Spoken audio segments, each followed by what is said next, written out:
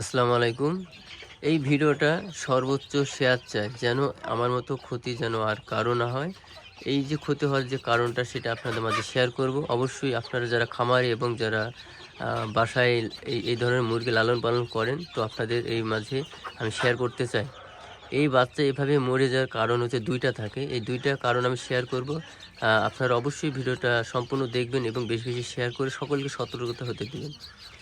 এই বাচ্চা মারার ২ টা কারণ। একটা হচ্ছে অতিরিক্ত ঠান্ডা হলে বাচ্চা মারা যায়। আর আরেকটা কারণ হচ্ছে আপনার অতিরিক্ত ওভারহিট হলে বাচ্চা মারা যায়। তো আমার এই বাচ্চাগুলো সাধারণত মারা গেছে ওভারহিট হয়ে। ওভারহিট হওয়ার কারণে বাচ্চাটা মারা গেছে। ওভারহিট হয়ে গেলে কি শরীরে প্রচুর পরিমাণে গরম হয়। গরম হয়ে কারণ তখন মানুষ স্ট্রোক করে যেমন মারা যায়, তো বাচ্চাগুলোর ওই অবস্থা হইছে।